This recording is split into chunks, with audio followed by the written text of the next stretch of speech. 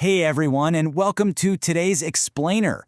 So today we're unpacking a really fascinating story from a rural village. And look, we aren't just treating this as some simple, bedtime fable. Actually, it's a highly practical case study. We're talking human resilience, real-world agricultural science, and honestly, the sheer power of just doing the right thing. So let me ask you something. Can kindness and honesty literally change your fate? I mean, it's a question that's been asked forever, right? But as you'll see in today's source material, we actually get a remarkably tangible, real-world answer to this. All right, part 1, Nitai's struggle and kindness. Let's set the scene. So we're introduced to Nitai. He's a humble vegetable seller, and he is facing absolutely crushing poverty. Just to put this into perspective, he is exactly 2 months behind on his daughter, Rini's school fees. The teachers are pressing for the money, his wife is understandably completely stressed out, and he literally has zero way to pay. The stakes for this family are incredibly high. And right away, we see this massive clash of mindsets. It's like looking at two completely different worlds. On one side, you've got Nitai. His entire outlook is built on faith. He truly believes that even when things are pitch black, someone up there is watching out for him. But then you have his rival, Pathal. Pathal is the exact opposite. He is totally driven by jealousy, constantly mocking Nithai's struggling crops, and he's just terrified of losing even a single customer to him.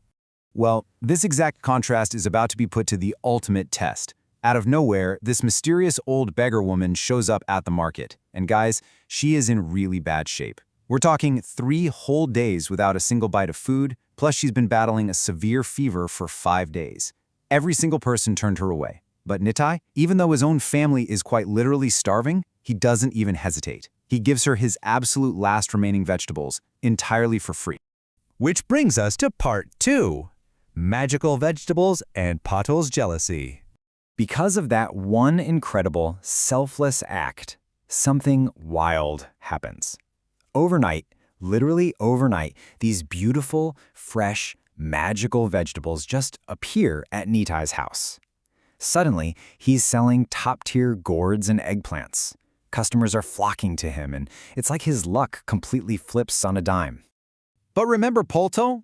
Yeah, seeing Nitai bounce back like that, it completely pushes him over the edge. His jealousy turns straight into sabotage.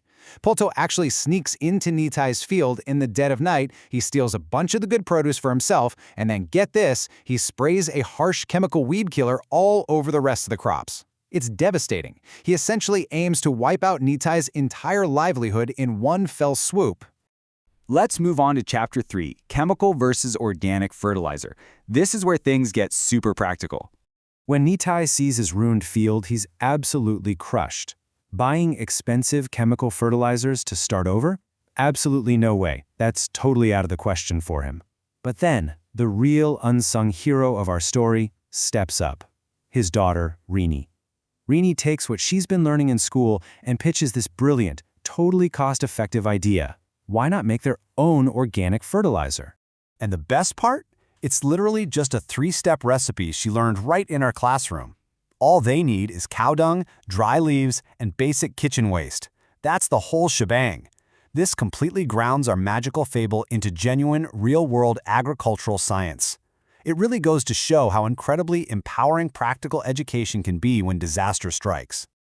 All right, Chapter 4, Victory of Education and Bouncing Back. So, the family rolls up their sleeves and gets to work. And the results of this little farming showdown? Oh, they are so satisfying. Just look at this comparison.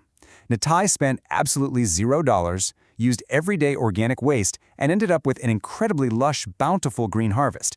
Meanwhile, Pathal, he blew a ton of cash on harsh chemical fertilizers, only to have his entire crop totally wiped out by pests.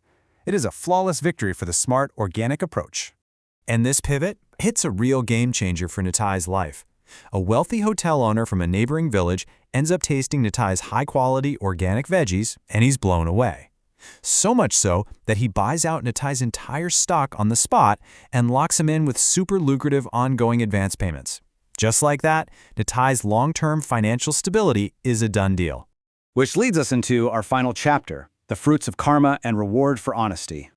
To tie it all together, that mysterious old beggar woman eventually comes back, and she reveals that she was actually testing him the whole time.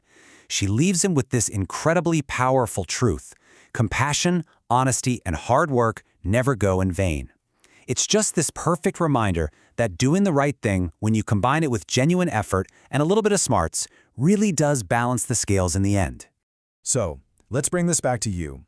Nitai planted literal seeds, sure, but he also planted seeds of unbelievable kindness. And his daughter? She planted seeds of practical knowledge.